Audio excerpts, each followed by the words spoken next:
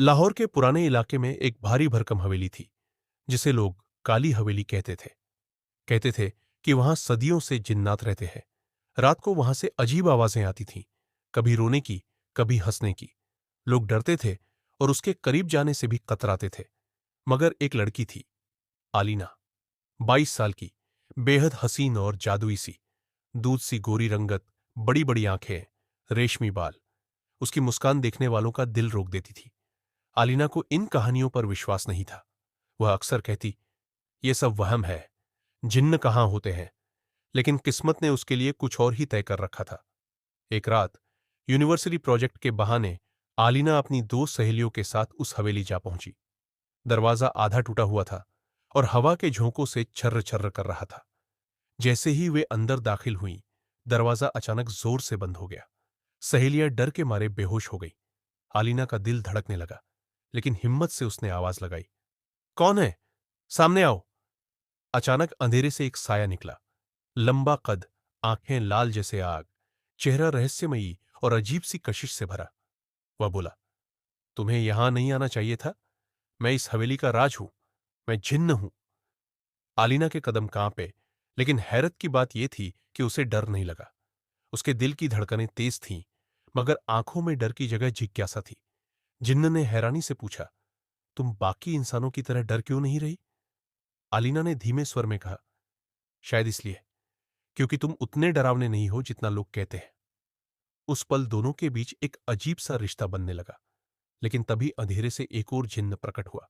उसकी आंखें खूंखार, चेहरा खतरनाक और शरीर से नफरत टपक रही थी। वह गरजा, ना ये लड़की तुम्हारी है, ना आजादी। मैं तुम दोनों को खत्म कर दूंगा। पहला जिन्न तुरंत आलीना के आगे खड़ा हो गया।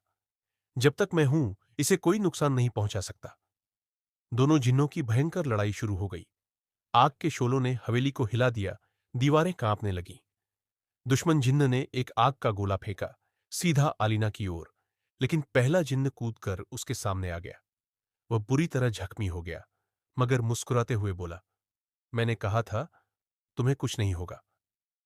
आलीना की आंखें भीग गईं। उसके दिल ने पहली बार मान लिया कि यह रिश्ता महज कहानी नहीं, बल्कि प्यार है।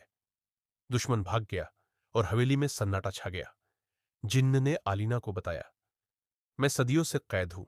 एक तांत्रिक ने मुझ पर 7 जंजीरें बांध दी थीं। हर जंजीर तोड़ने के लिए एक बलिदान जरूरी है, डर, खून और प्यार। आलीना ने दृढ़ निश्चय किया कि वह उसे आजाद करेगी। पहला इम्तिहान उसका सबसे बड़ा डर था। अंधेरों में उसने अपने बचपन के सारे डरावने मंजर देखे, लेकिन वह डरी नहीं। वह चीख पड़ी, मैं डर को हरा दूंगी। और उसी क्षण पहली जंजीर टूट गई। जिन्न की आंखों में उम्मीद चमक उठी। तुमने कर दिखाया आलीना।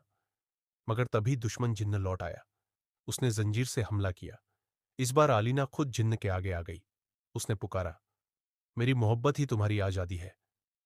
जंजीर उसके जिस्म से टकराई, लेकिन उसी पल एक उजाला फूटा। वह रोशनी इतनी तेज थी कि उसने दुश्मन जिन्न को राख बना दिया। सभी जंजीरें टूट गईं। पहला जिन्न आजाद हो गया। अब उसके जिस्म से धुआं नहीं, बल्कि नूर निकल रहा था। आलीना ने कांपते हाथों से उसका हाथ थाम लिया। इस बार उसका स्पर्श हकीकत था। वह करीब आया। दोनों की सांसें एक दूसरे में घुल गई। चांदनी रात में उनका फासला मिट गया। वह पल जिस्मानी भी था और रूहानी भी। एक ऐसा मिलन जिसमें मोहब्बत और तकदीर दोनों शामिल थे। सुबह की रोशनी फैली तो हवेली की फिजा बदल चुकी थी। न डर रहा, न अंधेरा। जिन्न ने आलीना को देखा और कहा, अब हम आजाद हैं। अब न कैद है, न दुश्मन। सिर्फ तुम हो और मैं। आलीना ने मुस्कुराकर उसके कंधे पर सिर रख दिया। मुझे कभी मत छोड़ना। जिन्न ने वादा किया, यह मोहब्बत सदियों तक जिंदा रहेगी। इस तरह एक खूबसूरत लड़की और जिन्न की कहानी अधेरों से रोशनी तक पूरी हुई।